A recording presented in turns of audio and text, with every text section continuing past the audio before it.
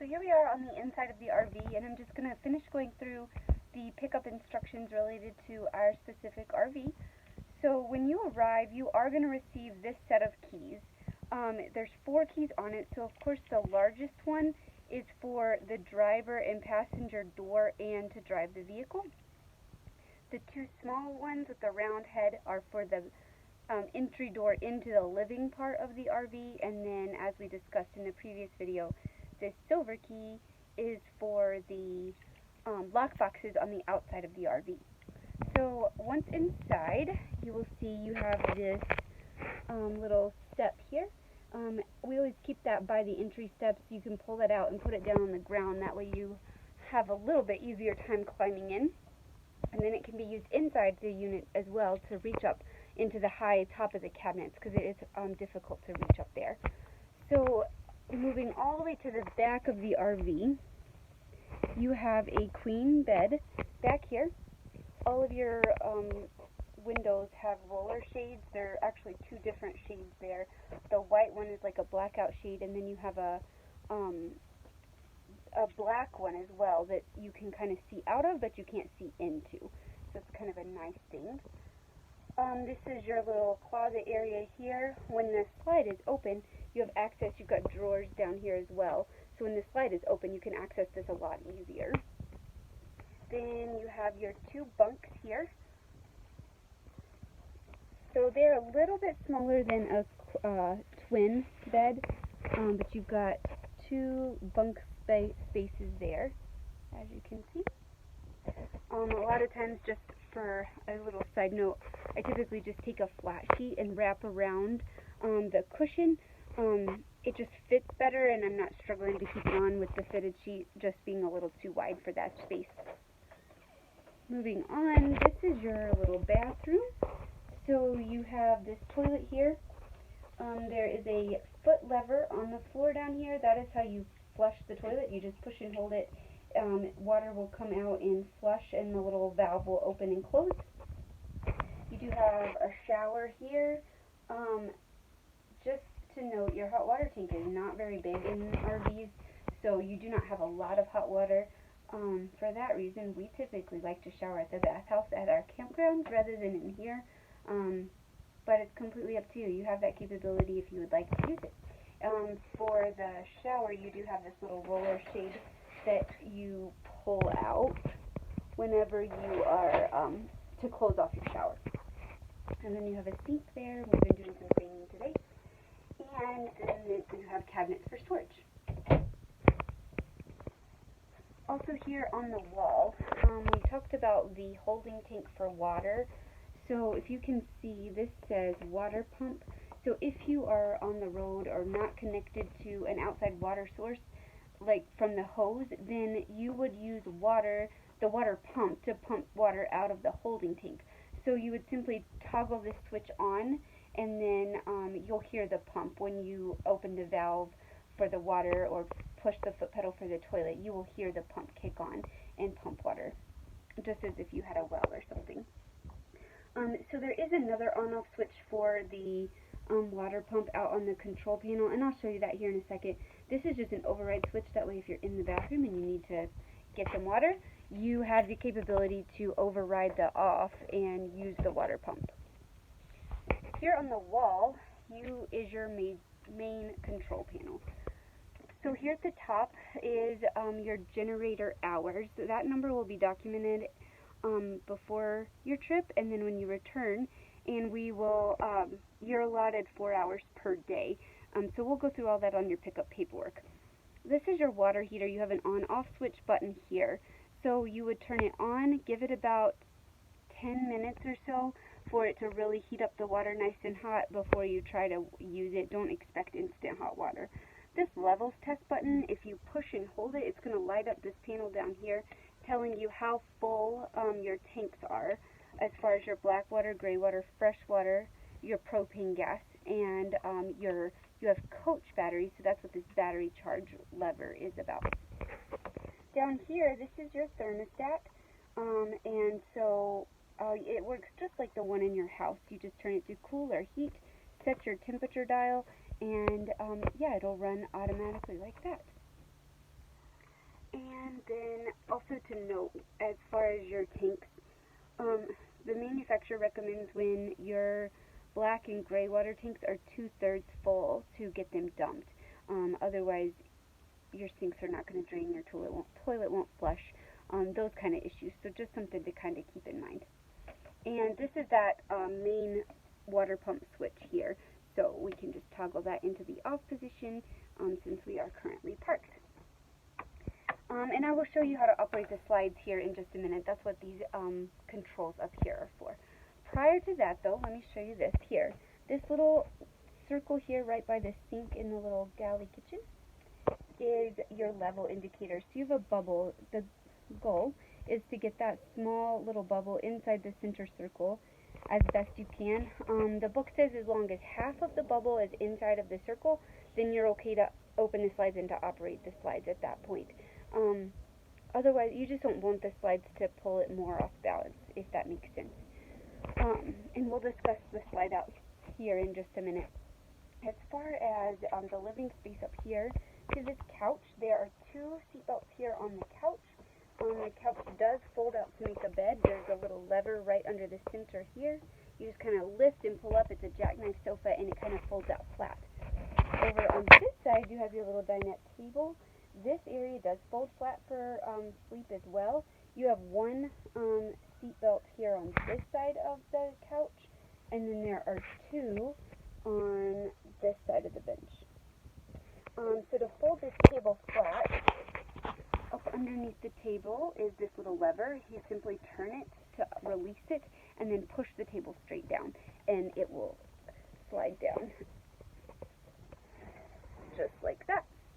And then once it's all the way in the lowest position, then you take these large back cushions, put them on the center of the table, and once it's in the lowest position, and then that becomes a sleeping area for you as well. Then up here at the top above the cab of the RV is another queen sleeping area. You have a ladder to access this area. It simply clips onto these little clips right here and then sits straight down on the floor. So you do have this. You have a curtain for privacy here.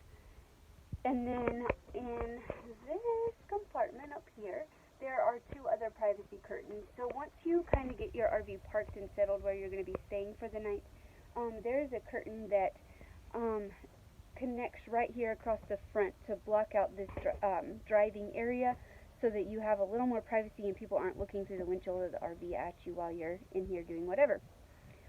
You do also have a TV up here that does work while you are driving. If you have kids, it's a super nice thing. You have a DVD player there on the wall. So for that DVD player, if you can see that little TV switch right there on the wall right here, it will have to be on, and you'll see it get power when you flip that switch on.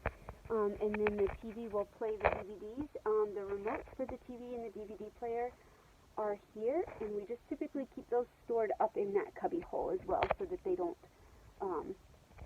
get lost. As far as the driving area, there's nothing too special regarding this area. It is a Ford chassis, so it's just like driving a big Ford truck, and it's long. A lot of people have described it like driving a U-Haul truck. You are 32 foot long, and you are 11 foot 7 tall is your clearance, just so you know. When you crank up the RV, you do have this backup camera here. It'll automatically turn on. Leave it on while you're driving. You do not have any sight in the rear of the RV, so it's just nice to kind of help as you're changing lanes and to see what's going on behind you, since you can't really use the rearview mirror to look up the back of the RV. You also have a new Apple CarPlay radio system here. So it is Android compatible as well if that's something you need, but you just have the USB plug right here down in the container, and then you just can connect your phone, and you can have navigation from there, Bluetooth from there, music from there. It's really nice. Alright, moving on to the slides. So in order to operate the slides, you do have to have the engine running. So I'm actually not going to start and run them in and out right now. If you want to review that, we can when you come to pick up the unit. But honestly, there's nothing to it. You just leave the RV running, you make sure you're in a level position, and the parking brake must be set. If the parking brake is not locked down, the slides will not move. That's just a safety feature from Winnebago. It's how it's operated. So here on the wall, once you get parked and settled, parking brake is set, you take this key, you turn it into the on position, and this key, we always leave it hanging here. There is no other replacement key for the slides, so without this, you can't operate the slides, and that's not good. So we always just leave it here. So on position, and then this slide here is for the driver's side front slide, which is in the couch and the stove area. So you just push and hold the out button until it stops moving, and then to bring it back in, push and hold the in button until it stops moving. And that takes care of operating that slide. This slide here in the back, the bunk beds and then the closet area also moves out, and it's just this little toggle switch here as well, extend and retract. The motor on this slide is getting a little bit weak. I've talked to the manufacturer. We're going to be replacing it. It's just a delay process in getting that part in. So if it's having trouble coming back in, is when it seems to be just a little sluggish. If you just simply want to grab here and kind of give it a little pressure as it's pulling back in until it stops moving, that typically is all that it needs. And also, if you have any questions regarding operating anything in our unit, I'm going to give you my personal cell phone number, and you just feel free to text me, and we will go through anything that you need a quick refresher on. Not a big deal. Here by the front door, you do have a fridge and freezer. They are fairly large in size, and I always keep, I turn these on a day ahead of time before your pickup to make sure they're nice and cold before you arrive. There's your freezer. You do have a Keurig in here for coffee in the morning. You have the sink, two-sided sink here. A microwave. This, just a note for traveling with kids, if you would like, you can use the generator while you're driving, and then you can turn your microwave on once your generator's running, and that will allow you to warm up food for the kids while you're still moving on the road. Also, to note with that, the plugs that you'll notice throughout the RV, like your electrical plugs, a lot of people want to charge phones and that kind of thing in those plugs as they're driving down the road. They do not work unless your generator is running. So, not a big deal. It can be turned on while you're driving, and it would also need to be running if you needed AC. We've been pretty successful with heating and cooling the back part of the RV just with the AC and heat from the front of the cab, but if it's too hot or too cold and you need to run either one of those, then you would just turn the generator on for that length of time, and then you can turn it back off whenever it cools down enough. But the plugs also have to have the generator to operate, just so you're aware of that.